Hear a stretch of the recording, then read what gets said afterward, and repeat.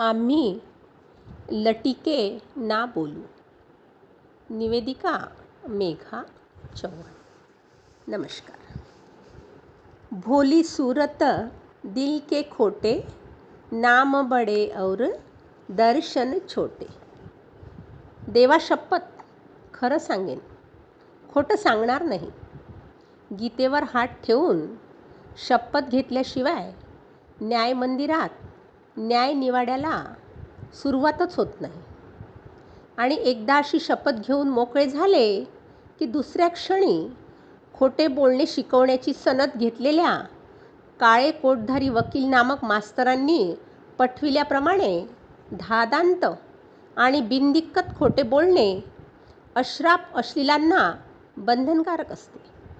चंद्रादी ग्रहांना पादाक्रांत करून अवघ्या तारांगणाकडे झेपावणाऱ्या माणसांना खरे बोलण्यासाठी धर्मग्रंथावर हात ठेवावा लागतो हे पाहून प्रत्यक्ष परमेश्वरानेही माणसाच्या या लबाडीपुढे हात टेकले असतील. जगात नुकत्याच प्रवेशलेल्या जगाचं कोणतंही वारं न लागलेल्या अभ्रकाला नेहमी खरे बोलावे, खोटे बोलू नये अशी शिकवण बोलता येण्याआधीपासूनच दिली जाते.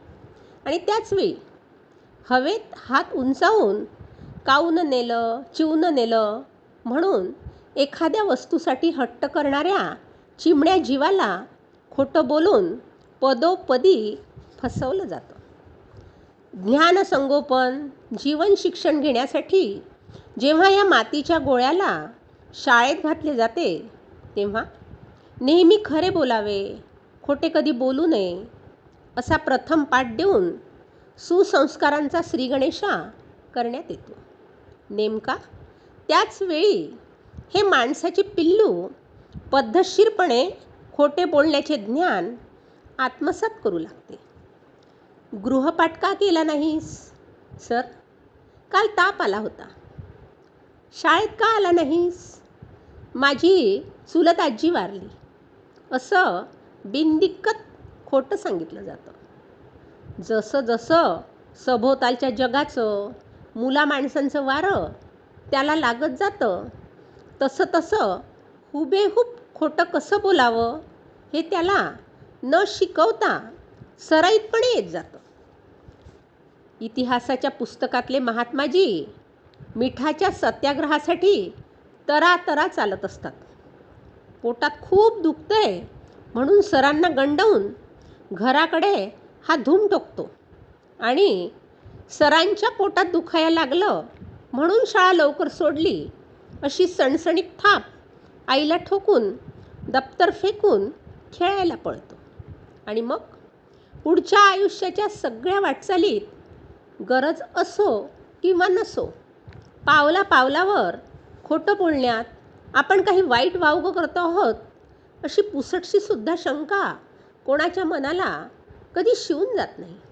पुढे गृहस्थाश्रमात प्रवेश करताना वधू परीक्षेत किंवा वरपरीक्षेत देण्याघेण्यात आलेली प्रश्नोत्तरं धादांत खोटी असल्याचं पुढं लक्षात आलं तरी संसार सौख्याचा होण्यासाठी खोटं खोटं हसणं, खोटं खोटं रडणं, रुसणं, रागावणं, समजावणं हे सारं करण्यावाचून दुसरा काही तरणोपायच नसतो.